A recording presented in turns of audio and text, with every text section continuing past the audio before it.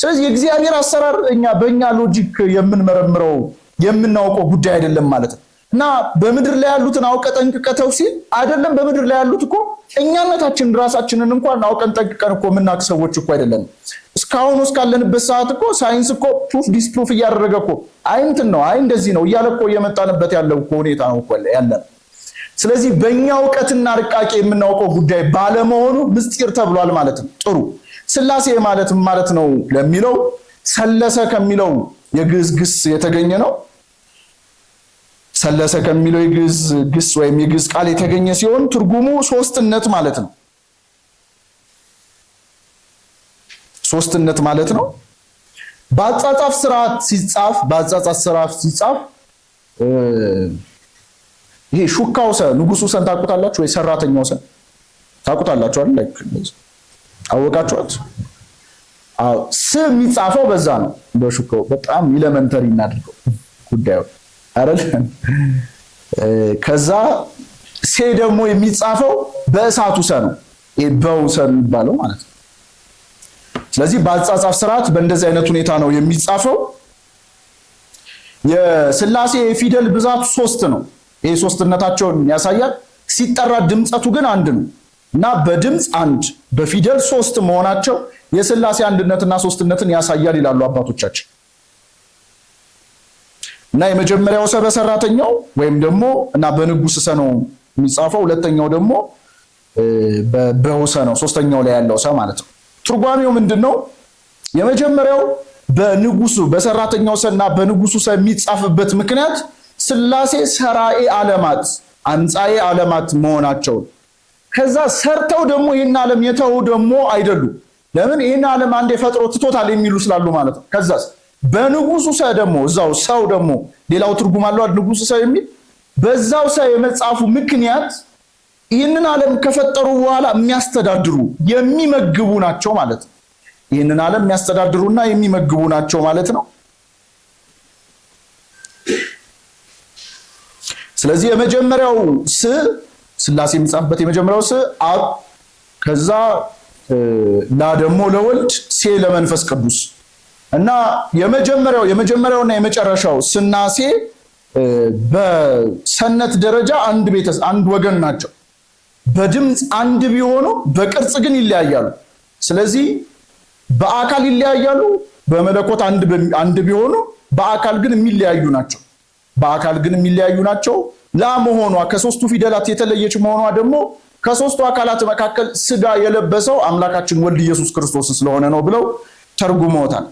ይኸውላችሁ አባቶቻችን በጣም የሚደንቁ ናቸው። አሁን ይህንን በሌሎቹ አብያተ ክርስቲያናት ኦርቶዶክስ አብያተ ክርስቲያናት ጭምር እንደዚህ ስሙን ዘርዝረው በእንደዚህ አይነት ሁኔታ የማስተማር ነገር ላይኖር ይችላል።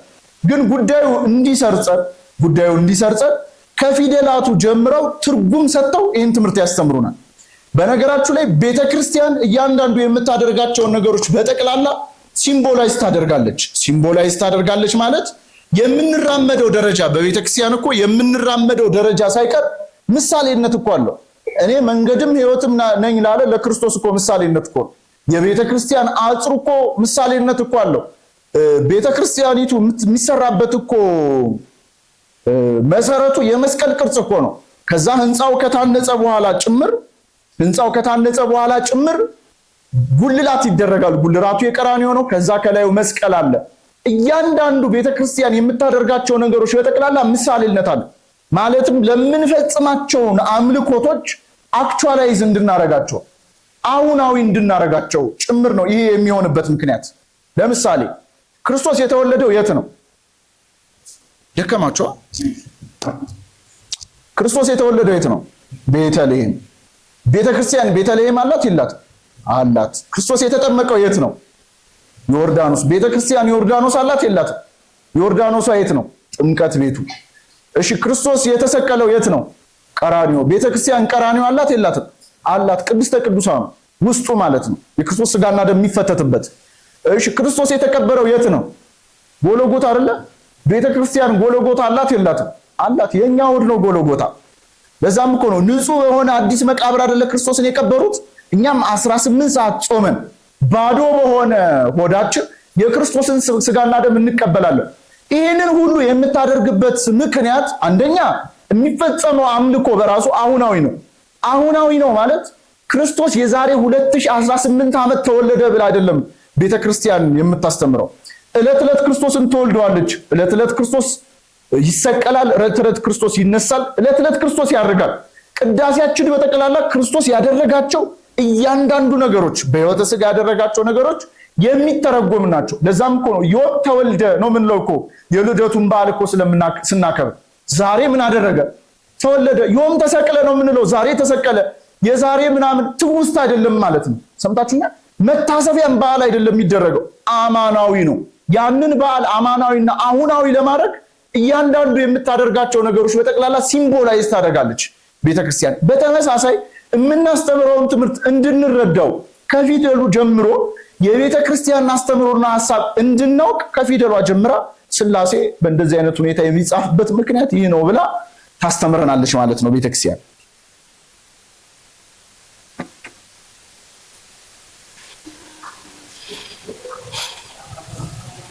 ጥሩ እሺ እንቀጥል። ምስጢረ ሥላሴ ማለት የሶስትነት ምስጢር ማለት ነው። ምስጢረ ሥላሴ ማለት የሶስትነት ምስጢር ማለት ነው። የሥላሴን ልዩ አንድነት ልዩ ሶስትነት ያው በነጠላ የመጥራት ልማድ የቤተክርስቲያን ልማድ ስለሆነ ነው። ያው ምስጢረ ሥጋዌ ስንል ያው ሰው የመሆን ምስጢር አይደለም የምንለው፣ ግን ሰው የመሆን ምስጢር ማለት በውስጡ አምላክ ሲሆን ምን ሰው ሲሆን አምላክ ነው የምንለው። የሶስትነት ምስጢር ማለት በአንድነት ውስጥ ያለ ሶስትነት፣ በሶስትነት ውስጥ ያለ አንድነት ማለት ነው። በሶስትነት ውስጥ ያለ አንድነት ማለት ነው። በቤተ ክርስቲያናችን የቅድስት ሥላሴ የስም አጠራር አለው። በሁለት አንቀጽ ይጠራል። አንደኛው በወንድ አንቀጽ ነው ሥላሴ ተብሎ፣ ሁለተኛው ደግሞ በሴት አንቀጽ ነው ቅድስት ሥላሴ ተብሎ። አሁን ይኸውላችሁ እግዚአብሔር ጾታ አለው የለውም የሚለው ዓለም እስካሁን ድረስ የሚከራከርበት ጉዳይ ነው። እኛ እግዚአብሔር ጾታ አለው የለውም አንልም። አሁን ሥላሴ ተብሎ ሲጠራ በወንድ አንቀጽ ወይም ቅድስት ሥላሴ ተብሎ በሴት አንቀጽ ሲጠራ ጾታን ለማመልከት አይደለም፣ ጾታዎቹ ያላቸውን ካራክተር ለመውሰድ ነው። ለምሳሌ በሴት አንቀጽ ቅድስት ሥላሴ ተብሎ የሚጠራበት ምክንያት ሴት ወደዚህ ዓለም እንግዳ ፍጥረትን ታመጣለች። የወንድ አስተዋጽኦ እንዳለው ሆኖ ማለት ነው። እንግዳ ፍጥረትን ወደዚህ ዓለም እንደምታመጣው ሁሉ የዓለማት ሁሉ ፈጣሪ ቅድስት ሥላሴ ናቸው ስንል ነው። የዓለማት ሁሉ ፈጣሪ ቅድስት ሥላሴ ናቸው ስንል ነው። አሁን ተመልከቱ። እናትነት እውነት ይባላል አይደለ? እናትነት እውነት፣ አባትነት ምንድን ነው? አባትነትን በእምነት ነው የምንቀበለው። እናትነት ግን እሷ እናቴ ትሆን ተብሎ ይጠይቃል እና እናቴ ናት አይደለም። ሥላሴንም ፈጥረውኛል አልፈጠሩኝ ምናምን ብለን አንከራከርም ማለት ነው። ግልጽ ነው። ስለዚህ የመጀመሪያው በሴት አንቀጽ የተጠሩበት ምክንያት አንጻኤ ዓለማት የዓለማት አምጪ የዓለማት ፈጣሪ አስገኝ በመሆናቸው ምክንያት። ሁለተኛው ቅድስት ሥላሴ ተብሎ የሚጠራበት ምክንያት እናት ሩህሩህ ናት። ሌባ ልጇን እንኳን ሳይቀር ትመግባለች አይደል? እያስቸገረ እየበጠበጠ እንደውም እኮ ሌባነቱን እያወቀች እንኳን ልጄ ሌባ አይደለም እንደዚህ ክፉ አይደለም እያለች ጭምር ትሟገታለች። በተመሳሳይ ሁኔታ ይህን ዓለም የፈጠሩ ሥላሴ በጣም የሚደንቀው ለጻድቃንም ለኃጥአንም ፀሐይን ያወጣሉ፣ ዝናብም ምን ያደርጋሉ? ለሁሉም ነው በመግቦት። ቅዱስ ባስልዮስ የተባለ የቤተ ክርስቲያናችን ሊቅ ሲናገር ምን ይላል? ሥላሴ በመግቦታቸው ለሁሉም ነው። እዚህ አካባቢ ኦርቶዶክስ ስላለ ወይ ክርስቲያን ስላለ ብሎ እግዚአብሔር እዚህ አካባቢ ብቻ ፀሐይ አያወጣም ዝናብ አያዘንብም፣ ለሁሉም ነው ይህን የሚያደርገው። ይሄ ሊቅ ምን ብሎ ይናገራል መሰላችሁ? አይደለም ቀርቶ በዚህ አግባብ በየቤተ እምነታቸው ሆነው እንኳን የሚጸልዩትን ጸሎት እግዚአብሔር ይሰማል። የሚጸልዩት ጸሎት ለነፍስ ድህነታቸው እንኳን ባይሆን ለምን ድህነታቸው ይሆናል? ለስጋዊ ፍላጎታቸው ይሆናል። እና በየአዳራሹ በየመስጊዱ የሚጸልየውን ጸሎት ጭምር እግዚአብሔር ይሰማል። ምክንያቱም እግዚአብሔር የሁሉ እናትና የሁሉ አባት ስለሆነ ማለት ነው። የሁሉ እናትና የሁሉ አባት ስለሆነ ነው። ስለዚህ በዚህ አንጻር ቅድስት ሥላሴ የተባለ ጾታን ሳይሆን ካራክተርን መሰረት አድርጋ ቤተክርስቲያናችን በዚህ አንቀጽ ትጠራለች ማለት ነው። በዚህ አንቀጽ ትጠራለች ማለት ነው። እሺ የመጀመሪያው የምንመለከተው ምስጢረ ሥላሴ በብሉይ ኪዳን። እንግዲህ ምስጢረ ሥላሴ በብሉይ ኪዳን በገሃድ አልተገለጠም ነበር። በገሃድ አልተገለጠም ማለት አልነበረም ምስጢረ ሥላሴ ማለት አይደለም። አልነበረም ማለት አይደለም። አስቀድሞ ሰውን በመልካችን እንደምሳሌያችን እንፍጠር አይደለ? እና ቃሉ እንፍጠር የሚለው ከሁለት በላይ የሆኑ አካላት እንደሆነ የሚያመለክት ጉዳይ ነው። ከዛ እንውረድ ቋንቋቸውን እንደባልቅ እንውረድ የሚለው ቃል የሚያመለክተው ጥቅሱ ምናምን እዛው መጽሐፋችሁ ላይ ስለምታገኙት እንውረድ የሚለው ቃል የሚያመለክተው ከሁለት በላይ የሆኑ አካላትን ነው። ከዛ ይወላችሁ ልክ አሁን ለምሳሌ በቤተ መንግስት ውስጥ የሚነገር የሚወራ ነገር አለ አይደለ? ከዛ ለህዝቡ የማይገለጥ ከዛ የሆነ ጊዜ ላይ ለህዝቡ ኦፊሻሊ የሚወጣ ጉዳይ እና ለህዝቡ ኦፊሻሊ ሲወጣ ያ ጉዳይ አስቀድሞ በቤተ መንግስት ውስጥ ያ ነገር አልነበረም ማለት ነው እንዴ? በአዋጅ ስላልተነገረ ነው እንጂ አስቀድሞ ጉዳዩ በቤተ መንግስትም ውስጥ ነበር። ልክ በተመሳሳይ ሁኔታ ለሁሉ በገሃድ ስላልተገለጠ ነው እንጂ ምስጢረ ሥላሴ አስቀድሞ ዓለማት ከመፈጠራቸው ጊዜ ጀምሮ ነበረ። ከዛ ዓለማት ከመፈጠራቸው በፊት ከተፈጠሩም በኋላ በብሉይ ኪዳንም በአዲስ ኪዳንም ዓለም ካለፈ በኋላ ምስጢረ ሥላሴ የሚኖር ጉዳይ ነው። የሥላሴ ልዩ አንድነት ልዩ ሶስትነት የሚኖር ጉዳይ ነው። ይሄ እምነታችን ነው። ቅድም እንዳልኳችሁ የማንቀይረው የማናሻሽለው የማንለውጠው ጉዳይ ነው። ታዲያ እግዚአብሔር አምላክ እንደየቅድስናቸው መጠን በብሉይ ኪዳን ለነበሩ ሰዎች ራሱን ገልጦላቸዋል። ለምሳሌ በመምሪያ አድባር ዛፍ ስር ለአብርሃም ተገልጦለታል በሶስት ሽማግሌ አምሳል። ነብዩ ኢሳያስም በትንቢተ ኢሳያስ ላይ እንደምናነበው ሰማይ ተከፍቶ ቅዱስ ቅዱስ ቅዱስ እያሉ ሲያመሰግኑ ሰማዋቸው ይላል። የቃሉ ሶስትነት የሥላሴን ሶስትነት የቃሉ ደግሞ አንድ ቅዱስ የሚለው ቃል መሆኑ ደግሞ አንድነታቸውን የሚያመለክት ነው ብለው አባቶቻችን ተርጉመዋል። ታዲያ ለምንድን ነው በብሉይ ኪዳን ምስጢረ ሥላሴ በገሃድ የተገለጠ ጉዳይ ያልሆነው የአብ የወልድ የመንፈስ ቅዱስ ጉዳይ በገሃድ ለምንድን ነው ያልተገለጠው ከተባለ የመጀመሪያው ሰው በውድቀታችን ምክንያት ዕፀ በለስን በልቶ ከወደቀ በኋላ ያንን ጉዳይ መረዳት የሚችልበትን ፖቴንሻሉን ሰው አጥቶት ነበረ። ሰምታችሁኛል? ያንን ጉዳይ መረዳት አይችልም። እንደውም እኮ የነገረ ሥጋዌ ሊቃውንት ሲናገሩ ምን ይላሉ? አምላካችን ክርስቶስ እንኳን ሰው የሆነው ሰው ያንን ምስጢር መረዳት የሚችልበት ጊዜ ላይ ሲደርስ ነው ብለው ይናገራሉ። ስለዚህ ሰው ያንን በብሉይ ኪዳን የነበሩ ሰዎች በኃጢአታቸው በድቀታቸው በውድቀታቸው ምክንያት ያንን ምስጢር መረዳት የሚችሉበት አቅም ስላልነበራቸው ምስጢረ ሥላሴ አልተገለጠም። ይሄ መጀመሪያው። ሁለተኛው አይሁድ መከፋፈል ይወዳሉ። ክርስቶስ ደግሞ ሆኖ ነበር ተከፋፍለው የጠበቁት። የምስጢረ ሥላሴ ነገር በብሉይ ኪዳን በገሃድ ወጥቶ ቢሆን ኖሮ ይከፋፈሉ ነበር። እኔ የአብ ነኝ፣ እኔ ደግሞ የወልድ ነኝ፣ እኔ የመንፈስ ቅዱስ ነኝ። እንደውም እኮ ክርስቶስ ከመጣ በኋላ እኮ እኔ አጵሎስ ነኝ፣ እኔ ኬፋ ነኝ እኮ ብለው የሚከፋፈሉ ሰዎች እኮ ነበሩ። እኔ ጳውሎስ ነኝ እያሉ የሚከፋፈሉ ሰዎች ነበሩ። እና አይሁድ መከፋፈል ይወዱ ስለነበረ የአብ የወልድ የመንፈስ ቅዱስ ነገር ተገልጦላቸው ቢሆን ኖሮ ይከፋፈሉ ነበር። እኔ አብ ነኝ፣ እኔ ወልድ ነኝ፣ እኔ የመንፈስ ቅዱስ ነኝ እያሉ። ስለዚህ ሁለተኛው ምክንያት ነው። ሶስተኛው ብዙ አማልክት ባሏቸው በአህዛብ በፋርስ በተለይ በፋርሶች ይቀኑ ነበር። በመስቀል የመስቀል ስርዓትን ያመጡት ከፋርሶች ነው። ፋርሶች የሰማይ አምላክ አላቸው፣ የምድር አምላክ አላቸው እና ሰውን የሚገሉት ሰቅለው፣ ምክንያቱም በምድር ላይ ቢገሉት የምድሩ አምላክ እናስቀይመዋለን፣ በሰማይ ደግሞ ወደ ሰማይ ደግሞ ቢገሉት ደግሞ የሰማዩን አምላክ እናስቀይመዋለን ብለው ስለሚያስቡ ከሰማይም ከምድርም ዝቅ አድርገው መካከል ላይ አድርገው ሰው ሰቅለው ይገሉ ነበር እና ብዙ አማልክት ባሏቸው በፋርሶች ይቀኑ ስለነበር የሥላሴ ነገር ተገልጦላቸው ቢሆን ኖሮ ሥላሴን በአንድ አምላክነት ሳይሆን እንደ ብዙ አማልክት አድርገው ይቀበሏቸው ነበር። ሰምታችሁ? ያ አብ አንድ አምላክ፣ ወልድ ሌላ አምላክ፣ መንፈስ ቅዱስ ሌላ አምላክ አድርገው ይቀበሏቸው ስለነበረ የምስጢረ ሥላሴ ነገር በብሉይ ኪዳን በገሃድ አልወጣም ነበረ ማለት ነው። ጥሩ። ወደ አዲስ ኪዳን ስንመጣ የመጀመሪያው ምስጢረ ሥላሴ በገሃድ የተገለጠው በአዲስ ኪዳን ቅዱስ ገብርኤል መጥቶ እመቤታችንን ሲያበስራት የመጀመሪያው። ከዛ በኋላ መንፈስ ቅዱስ ይጸልልሻል፣ ሌሉ ላይ የሚያደርግሻል አለ። የሚወለደው ከሶስቱ ቅዱስ አንዱ ቅዱስ ነው ብሎ ምስጢረ ሥላሴን መጀመሪያ ሲያበስራት ነው የነገራት። ጥሩ። ልክ ስትወልደው ምስጢረ ሥላሴ ታወቀ ማለት ነው። ለዛ ነው እመቤታችንን መምህርተ ሥላሴ እንላታለን።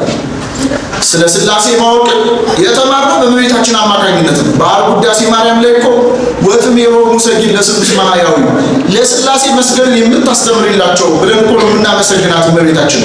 ስለዚህ የመጀመሪያው ምስጢረ ሥላሴ በገሃድ የወጣው መቼ ነው ከተባለ እመቤታችን ድንግል ማርያም ክርስቶስን ስትወልደው ነው ማለት ነው። ይሄ መጀመሪያው። ሁለተኛው በገሃድ የወጣው የማቴዎስ ወንጌል ምዕራፍ 3 ላይ እንደምናነበው አምላካችን ክርስቶስ በዮሐንስ እጅ በእደ ዮሐንስ በዮርዳኖስ ባሕር ሲጠመቅ ነው። አብ በደመና በሰማያት ሆኖ የምወደው ልጄ ይህ ነው ብሎ ተናገረ። መንፈስ ቅዱስ ደግሞ በርግብ አምሳል ሆኖ በራሱ ላይ ያረፈበት እሱ ደግሞ ወልድ ኢየሱስ ክርስቶስ ደግሞ ሲጠመቅ አየን። ለዛም እኮ ነው የምናከብረው የጥምቀት በዓል በዓለ አስተርእዮ ይባላል። በዓለ አስተርእዮ ማለት የመገለጥ በዓል ማለት ነው። የምን በዓል አልኳችሁ? የመገለጥ በዓል። ስለዚህ አስቀድሞ ያልታወቀ ያልታየ በዓል ነገር ስለተገለጠልን ነው። የሥላሴ ነገር በገሃድ የተገለጠው ያኔ ነው። ከዛስ ክርስቶስ ደግሞ በትምህርቱ ደግሞ ሲገልጥ ነው የተለያየ ቦታ ላይ እሱ ልጅ እንደሆነ በተለያየ ቦታ ላይ ገልጾ እንመለከተዋለን። ይህ ብቻ አይደለም። የማቴዎስ ወንጌል ምዕራፍ 28 ቁጥር 19 ላይ ሂዱና አሕዛብን ሁሉ በአብ በወልድ በመንፈስ ቅዱስ ስም እያጠመቃችኋቸዋል። በማን ስም? በአብ በወልድ በመንፈስ ቅዱስ። ስለዚህ በቃል ደረጃ በትክክል ክሊር ሆኖ በክርስቶስ ትምህርት፣ ከዛ በገሃድ ደግሞ የተገለጠው በጥምቀት ላይ ነው ማለት ነው። በሐዲስ ኪዳን የሥላሴ ነገር በእንደዚህ አይነት ሁኔታ ነው የተገለጠው ማለት ነው። ጥሩ። የመጀመሪያው የምንመለከተው የሥላሴ ልዩ ሶስትነት፣ የሥላሴ ልዩ ሶስትነትን ነው። ግልጽ ነው አይደለም? ማውራችሁ በእውነት ባይሆንስ እንግዲህ ማውቀው ነው ለነገራችሁ። እሺ፣ የመጀመሪያው የምንመለከተው የሥላሴ ልዩ ሶስትነት። ይኸውላችሁ ልዩ የሚለውን ቃል የምናስገባበት ምክንያት የመጀመሪያው አንድ ሲሆን ሶስት ሲሆን አንድ የሆነ ነገር የምታውቁት ነገር አለ የለም አይደለ ወይ? በምሳሌነት ራሱ በኋላ ላይ የምናስቀምጣቸው ነገሮች ሕጸጽ አለባቸው። ጉለት ምሳሌ ዘሕጸጽ ይባላል። ከሚመሰልለት ነገር ያነሰ ጉዳይ ነው ምሳሌ ሁሉ ጊዜ እና እንደው በተወሰነ ይቀራረባል ተብሎ የሚመሰል ጉዳይ ነው እንጂ በትክክል አክቹዋል የሆነ ያንን ጉዳዩን አይደለም። እና ልዩ አንድነት ልዩ ሶስትነት የሚባልበት ምክንያት አንድ ሲሆን ሶስት ሲሆን አንድ የሆነ ነገር ስለሌለ፣ አንድ ሲሆን ሶስት ሲሆን አንድ የሆነ ነገር ስለሌለ ነው። ታዲያ ጥሩ፣ የመጀመሪያው የሥላሴ ሶስትነት የአካል ልዩ ሶስትነት ነው። የአካል ልዩ ሶስትነት ነው። ጥሩ፣ አካል የሚለውን ስንተረጉም ለአብ የራሱ የሆነ ፍጹም ገጽ፣ ፍጹም መልክ፣ ፍጹም አካል አለው። ለወልድም የራሱ የሆነ ፍጹም መልክ፣ ፍጹም ገጽ፣ ፍጹም አካል አለው። ለመንፈስ ቅዱስም የራሱ የሆነ ፍጹም ገጽ፣ ፍጹም መልክ፣ ፍጹም አካል አለው። ይህንን ቅዳሴ ማርያም ስናስቀድስ አብዛኛው ፓርት ነገረ ሥላሴ ነው ባይዘው እና እንደውም ለአሕዛብ ጭምር የተሰጠ መልስ ነው ብለው ሊቃውንት ይናገራሉ። ቅዳሴ ማርያም ማለት ነው እና ይሄ እግዚአብሔር አንድ ገጽ ነው ብለው ለሚያምኑ ሰዎች ማለት ነው እና ለአብም ለወልድም ለመንፈስ ቅዱስም ፍጹም ገጽ፣ ፍጹም መልክ፣ ፍጹም አካል አላቸው ማለት ምን ማለት ነው? ማለት ሥላሴ በአካል ሶስት ናቸው ስንል አካል ማለት ገጽ ማለት መልክ ማለት ምን ማለት ነው ስንል የመጀመሪያው አካል ማለት ከእግር ጥፍር እስከ ራስ ፀጉር ያለው አካል ይባላል። ይሄ መጀመሪያው ነው። ገጽ ማለት ሰው የሚለይበት፣ ለምሳሌ ፎቶ ስንነሳ የትኛው እግራችንን ነው የምንነሳው? ሙሉ አካላችን ነው ፎቶ የሚነሳው? የትኛው አካላችን የምንለይበት ማለት ገጽ ማለት ይሄ ነው። ከዛ ሶስተኛው ደግሞ መልክ ነው። መልክ ማለት እያንዳንዱ ሕዋሳቶቻችን ማለት ነው። ሰምታችሁኛል? ስለዚህ ለአብ ፍጹም ገጽ፣ ፍጹም መልክ፣ ፍጹም አካል አለው። ለወልድም ለመንፈስ ቅዱስም እንደዛው ስንል አካል ማለት ከእግር ጥፍር እስከ ራስ ፀጉር ያለው ነው። ከዛ ደግሞ መልክ የምንለው ደግሞ እያንዳንዱ ሕዋሳቶቻችን ነው። ገጽ ደግሞ ከአንገት በላይ ያለው አካላችን። ግልጽ ነው አይደል? ጥሩ። ነገር ግን ሥላሴ በአካል ሶስት ናቸው የሚለውን በእንደዚህ አይነት ሁኔታ ካስቀመጥን ምን ማለት ነው? ለሥላሴ አካል ስንል ምን ማለታችን ነው? ማለት እንደ ተፈጥሮ እንደ ሰው እንደምናየው አካል ነው ወይ ስንል ከተፈጠሩ አካላት ወይም እኛ ሰዎች አካል ብለን ከምናስበው ነገር የተለየ። የመጀመሪያው የሥላሴ አካል ያልተፈጠረ አካል ነው። ምን ያላል አካል ነው አልኳት? ያልተፈጠረ አካል። ለኛ የኛ አካል የተፈጠረ አካል ነው። የሥላሴ ያልተፈጠረ አካል ነው። ሁለተኛው አካልነቱ ረቂቅ አካል ነው። ረቂቅ አካል ነው። ረቂቅ አካል ነው ማለት በዚህ አረጋዊ መንፈሳዊ ድርሳን ላይ የርቀትን ደረጃ ሲያስረዳ ምን ይላል? የመጀመሪያው ከተፈጥሮ ወገን ረቂቁ አፈር ነው ይላል። ለምን? ልክ ሳናየው አይናችን ውስጥ ገብቶ ይቆረቁረናል አይደል? ስለዚህ ከፍጥረታት ወገን የመጀመሪያው እየሰማችሁ አንዴ ነቃ በሉ እና ከፍጥረታት ወገን የመጀመሪያው ረቂቁ አፈር ነው ሳናየው አይናችን ውስጥ ስለሚገባ። ሁለተኛው ከአፈር ደግሞ ውሃ ይረቃል። ሰውነታችን ላይ ውሃ ስናስቀምጥ ይረጋል እንዴ? አይረጋም አይደል? ስለዚህ ከአፈር ውሃ ይረቃል ይላል። ከውሃ ደግሞ እሳት ይረቃል። እሳት አካሉን እንመለከተዋለን። እሳትን ግን መጨበጥ እንችላለን? እስቲ ሞክሩት። አይዟችሁ ቢያቃጥላችሁ ነው፣ እሱ ምን ማለት አይደለም። ከዛ ከእሳት ደግሞ ነፋስ ይረቃል። ነፋስ አንመለከተው። ነፋስ እንዳለ የምናውቀው እኮ የሆነ ነገር ሲንቀሳቀስ ወይ ዛፎች ወይ ነገር ሲንቀሳቀስ ነው አይደል? ከዛ ከነፋስ ደግሞ የሰው ነፍስ ትረቃለች። ከነፍስ መላእክት ይረቃሉ። ከመላእክት የመላእክት ሐሳባቸው ይረቃል። ከመላእክት ሐሳባቸው እግዚአብሔር ይረቃል። ጥሩ። መላእክት በጣም ረቂቃን ናቸው። እንግዲህ ከፍጥረት ወገን መላእክት ረቂቃን ናቸው። የመላእክትን ረቂቅነት ሲያስረዱ አባቶቻችን ረቂቅ ከመሆናቸው የተነሳ አንዱ መልአክ በአንዱ መልአክ ውስጥ ያልፋል። ምን ማለት ነው? ቅዱስ ዑራኤል በቅዱስ ሚካኤል በኩል ማለት ነው። በጣም ረቂቃን ናቸው እና ምን ይላል አረጋዊ መንፈሳዊ የእግዚአብሔርን የርቀትነት ደረጃ ሲያስረዳ መላእክት በእግዚአብሔር ዘንድ እንደ ግዙፍ ተራሮች ናቸው ይላል። ሰምታችሁኝ? መላእክት በእግዚአብሔር ዘንድ እንደምን ተራሮች ናቸው? ስለዚህ የእግዚአብሔር የርቀትነት ደረጃ በጣም ረቂቅ ነው ማለት ነው። ሰምታችሁኝ? ረቂቅ ማለት የማይታይ የማይዳሰስ የማይጨበጥ ነው እግዚአብሔር ማለት ነው። አካልነቱ የማይታይ አካል ነው፣ የማይጨበጥ አካል ነው፣ ምንም የማያደርግ አካል ነው፣ የማይዳሰስ አካል። ስለዚህ የመጀመሪያው ያልተፈጠረ ነው፣ ሁለተኛው ረቂቅ አካል ነው ብለን ተናግረናል። ሶስተኛው በሁሉ ቦታ የሞላ ነው። በሁሉ ቦታ የሞላ ነው። ለምሳሌ እኛ እዚህ ከሆነ ቤታችን መሆን እንችላለን። እርግጥ አሁን በመጣው በኒውኤጅ ትምህርት መሰረት ይመስለኛል እና ወጣችሁ ቤታችሁ መሆን ትችላላችሁ መሰለኝ። ግን ያው አካላችሁ እዚህ ነው። እናንተ በሐሳብ እዛ ብትሄዱም ማለት ነው። ለመላእክት እንኳን በሁሉ ቦታ ኦምኒሰንት ኦምኒፕሬዘንትነት በሁሉ ቦታ የመሆን ነገር ሁሉን የማወቅ ነገር የእግዚአብሔር ባህሪው ብቻ ነው። ለመላእክት እንኳን ያ ነገር አልተሰጣቸውም። አሁን ለምሳሌ ቅዱስ ዑራኤል መቼ ሐምሌ 22 ይከበራል አይደል? በዓሉ በረከቱ ይደርብ እና ሐምሌ 22 ሲከበር እዚህ ነው የሚገኘው። ዑራኤል ቤተክርስቲያን የት ነው? ጎሮ ነው ምናምን አለ አይደል? አለ ጎሮ አይደል? አንድ መስል ጎሮ ነው የሚገኘው፣ እዚህ ነው የሚገኘው። ኦኬ ዑራኤል ሁሉ ቦታ መገኘት ይችላል? አይችልም። ይሄ ቤተክርስቲያናችን ትምህርት አይደለም። በሁሉ ቦታ መገኘት የሚችለው እግዚአብሔር ብቻ ነው። ታዲያ እንዴት ነው ከተባለ የመጀመሪያው በተሰጠው ቃል ኪዳን ነው። ሁለተኛው ረቂቅነቱ ከቦታ ቦታ በፍጥነት መንቀሳቀስ ይችላል። ሁለተኛው ሶስተኛው ከአንዱ መልአክ ክብር የተነሳ አንዱ መልአክ ሲገለጥ ምድር አበራች ነው የሚለው እና አቡነ ሽኖዳ ምን ይላሉ? ዓለም ለመላእክት ልክ እንደ ኳስ ናት ይላሉ። እንደ አንድ ኳስ እና ቅዱስ ዑራኤል ዓለምን የሚመለከታት እንደ ኳስ ነው። ሰምታችሁኛል? ስለዚህ በሁሉ ቦታ የሁሉም ጸሎት መስማት ይችላል ማለት ነው። ግልጽ ነው እንጂ በሁሉ ቦታ የሞላ መሆን የተሰጠው የባህሪ የሆነው ለሥላሴ ብቻ ነው ማለት ነው። ሰምታችሁኛል? ታዲያ ለምሳሌ እዚህ ቤት ውስጥ ታዲያ አሁን ለምሳሌ በአካል ሁሉ ቦታ መገኘት ይችላሉ ከተባለ እዚህ ያለው የአብ አካል ነው፣ የወልድ አካል ነው፣ የመንፈስ ቅዱስ አካል ነው የሚል ጥያቄ ሊነሳ ይችላል። ጥሩ በሁሉ ቦታ የሞላ ነው ስንል ለምሳሌ እዚህ ቤት ውስጥ የመጀመሪያው አየር አለ አይደል? አየር አለ እየተነፈስን ስለሆነ ማለት ነው። እዛ ሞቋችኋል አልሞቃችሁም? ስለዚህ ሙቀት አለ ማለት ነው። ሁለተኛው መስኮት ይከፈት ማለት ነው። እሺ ሶስተኛው ብርሃን አለ አይደል? ያው እየተያየን ስለሆነ ማለት ነው። አሁን እዚህ ቤት ውስጥ አየሩ እዚህ ቤት ውስጥ እንዲኖር ብርሃኑ መውጣት ተገብቶታል ወይ ኖሮበታል? እሺ አየሩ እዚህ ቤት ውስጥ እንዲኖር ሙቀቱ መውጣት ተገብቶታል። ስለዚህ ይኸውላችሁ ብርሃኑ ሙቀቱ ከዛስ አየሩም በአንድ እዚህ ቤት ውስጥ እንዳሉት ሁሉ ለፍጥረት እንግዲህ ይሄ ከተቻለ የሥላሴ አካል የአብ አካል የወልድ አካል የመንፈስ ቅዱስ አካል ነው ወይ እዚህ ያለው ከተባለ የሶስቱም አካል የት አለ? እዚህም አለ የትም አለ። ዓለም ውስጥ በጠቅላላ እና ቅዱስ ባስልዮስ ምን ብሎ ይናገራል? በምድር ያሉ ዓለማቸውን ምድር አድርገው ይኖራሉ ይላል።